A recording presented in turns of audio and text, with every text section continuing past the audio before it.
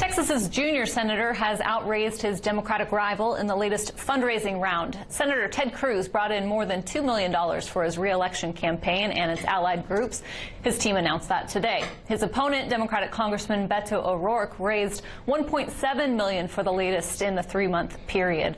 Earlier this year, O'Rourke outraised Cruz, giving the challenger a boost of momentum as he got his campaign off the ground.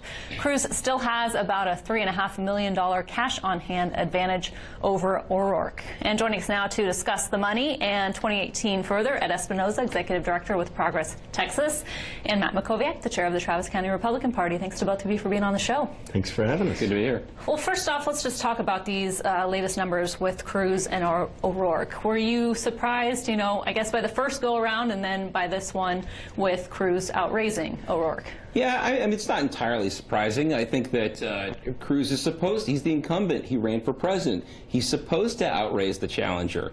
I think what might be surprising is maybe that he isn't outraising him by bigger numbers, that Beto O'Rourke has actually been able to keep with Ted Cruz. He outraised him in the second quarter. He's down by 300,000 in the third quarter. He's still, in the 2 quarters that he has been in the race, has still raised more than Ted Cruz has raised. But Ted Cruz has the advantage of having a war chest that he's been building up for years. So right now it's neck and neck, but look, it was always going to be a tough road for Beto, but he is keeping pace maybe better than anyone would have guessed.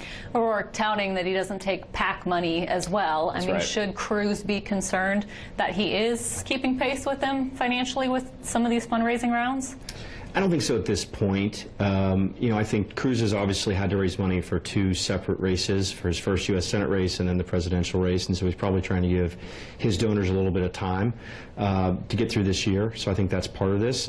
But look, I think the question that really matters as it relates to fundraising is whether Beto is going to have enough money to be a credible statewide candidate.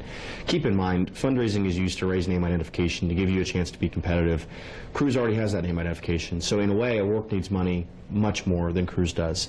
And so the question is can O'Rourke raise that money? At the federal level, you have $2,700 individual limits. Makes it very, very hard to raise a large amount of money. I would think O'Rourke would need $20 million minimum to be credible statewide in a federal race against an incumbent. I don't know that he's even going to be able to get there, but we'll see. Yeah, big state. I mean, how do you do it? How do you make that happen? And especially from the Democratic Party, how much help is he going to get? Yeah, well, I mean, like I said, it's going to be a tough race. It was always going to be an uphill battle. But I think that Beto O'Rourke has really surprised people. I think the most important thing is that he is a compelling, exciting, interesting candidate. We haven't seen a lot of that on the Democratic Party side in recent years, and we're fortunate to have somebody like Beto O'Rourke right now running. I think it makes the race that much more interesting.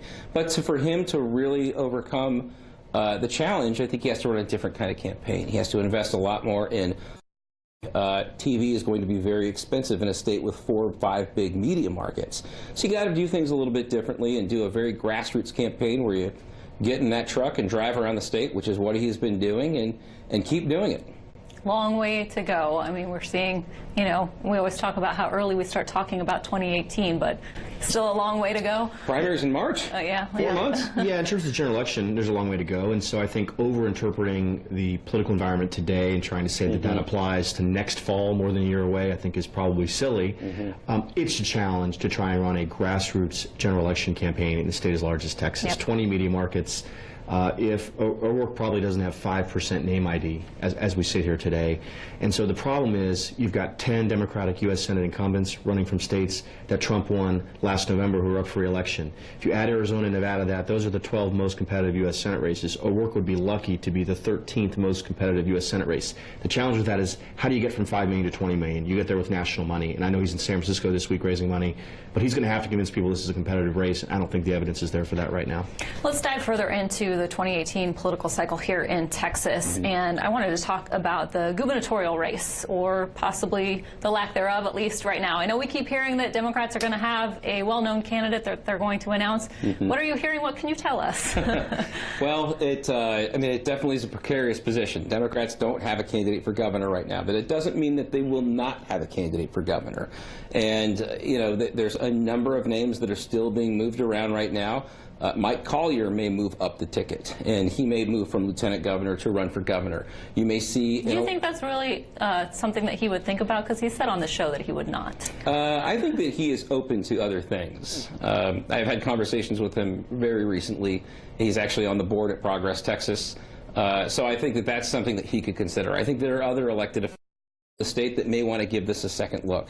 Look, it is a challenging environment for Democrats in this state, but the truth is that Republicans haven't increased their vote haul in Texas in 12 years. They're stuck at 2.8 million votes in every gubernatorial midterm election going back to 2006, if you look at the Senate race that year. Of course, we had a 4-year governor's race that year. So I think that that is something that Democrats are taking into consideration. And the other thing, it being a wave year for Democrats. Matt's right. A year in politics is an eternity. But all indications are that it is going to be a better year for Democrats than it will be for Republicans, especially with Donald Trump dragging the ticket down.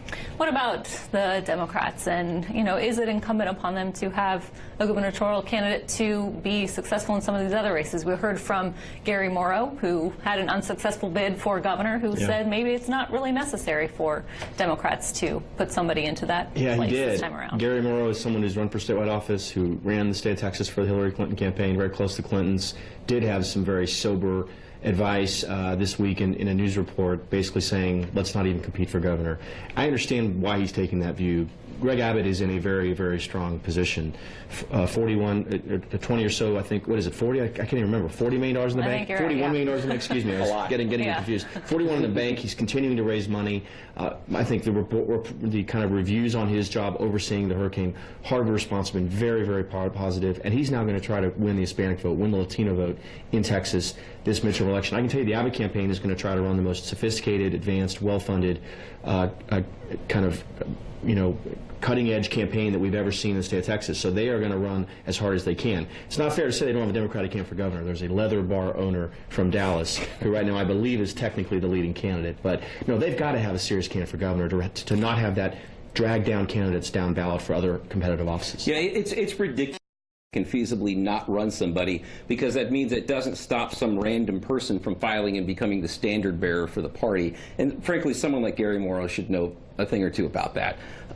Really what this comes down to in this race is that we've got candidates that are still looking at it. You've heard Michael Sorrell's name mentioned. He's the president of Paul Quinn College in Dallas.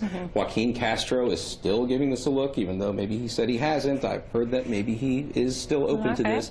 So I think that it can be exciting, and I also think that it is ridiculous for Greg Abbott to think that he can win, expand his reach in the Hispanic vote after pushing SB 4 through the Texas legislature and running with Donald Trump as the standard bearer for the party. That's delusional. Guys, we are out of time, but we will get both of you back in to discuss all of this further. We do have a long ways to go before Election Day. Thank you to both of you for being on the show. We appreciate it.